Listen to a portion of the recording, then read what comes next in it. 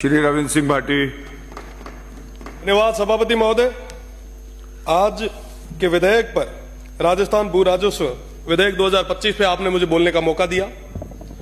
मैं तो माननीय मंत्री जी से यही निवेदन करूंगा कि कई सारी चीजें जो मेरे से पहले अजमेर से आने वाले सदस्य, भरतपुर से आने वाले सदस्य ने कही, निश्चित रूप से उस पर विचार किया जाना चाहिए।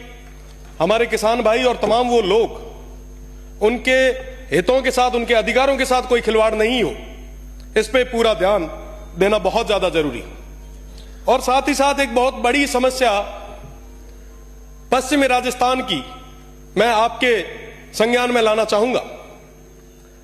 जब से हमारी सरकार बनी है, पश्चिमी राजस्थान के लोग बहुत खुश थे कि साहब ये सरकार उनके हित के लिए, अधिकारों के लिए कई नए कदम उठाएगी।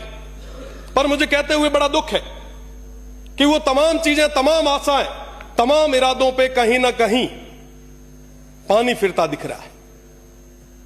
साहब, आज के समय में मेरे हाथ में कई सारे कैबिनेट्स की प्रेस नोट्स हैं।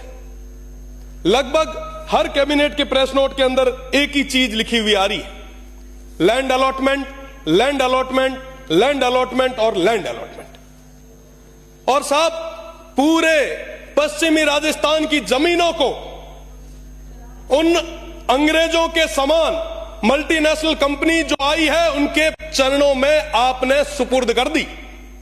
हमारे वो लोग जो काल के थपेड़ों से निकल के आए थे, जो इतने साल तक वहां दूर दराज क्षेत्र में, रेगिस्तान में बैठे थे, वो इस आशा और उम्मीद के साथ बैठे थे कि साहब आप आएंगे, कुछ नया लाएंगे।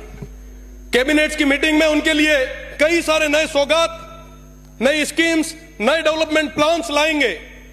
पर साहब, डेवलपमेंट के नाम पर आज उनके साथ बहुत बड़ा खिलवाड़ किया जा रहा है।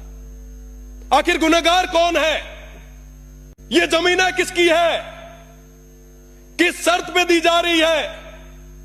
वहां पे जिस गोधन की आप बात करते हैं, उस गोधन का क्या होगा? वहां के लोगों का क्या होगा? उन किसानों का क्या होगा? वहां पे रहने वाले लोगों का क्या होगा? सब कोई कभी विचार किया आपने? लाखों करोड़ों हेक्टेयर जमीन दे दी, आज भी देते जा रहे हैं। सब इस बदले में आपको मिला क्या? आज भी वो क्षेत्र बिजली के लिए तरस रहा है। पहले वो अंग्रेज थे, हमारे उस समय के स्वतंत्रता सेनानियों ने लड़के उन्हें भगाया, पर अंग्रेजों के रूप में ये जो नए लोग आ रहे हैं, मैं आपसे निवेदन करना चाहूंगा कि इस तरीके से रेवड़ियां बांधना आप बंद करें। साहब, मैं इस सदन में रह के बात कर रहा हूं और मैं आपको यह भी याद दिला देता हूं कि आखिर में जब वोटों की बारी आई तो वो जनता, वो लोग वोट देंगे, ये अधिकारी और ये कंपनियां वोट नहीं देगी। साहब, उन लोगों के साथ जो गलत हो रहा है, जो अत्याचार हो रहा है, वो कभी माफ नहीं करेंगे। मैं आपको बताना चाहूंगा, लगभग सारे कैबिनेट मीटिंग, 16 जून को कैबिनेट मीटिंग हुई। पहला ही पहला डिसीजन हमारी कैबिनेट का क्या रहा?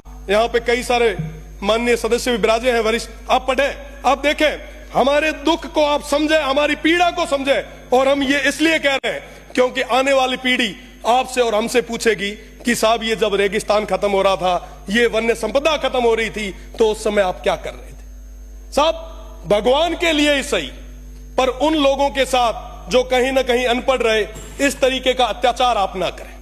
अगर वो लड़ने के लिए आगे आ गए तो मैं आपको बता दूं कि रोकने के लिए आपका सिस्टम फेल हो जाएगा।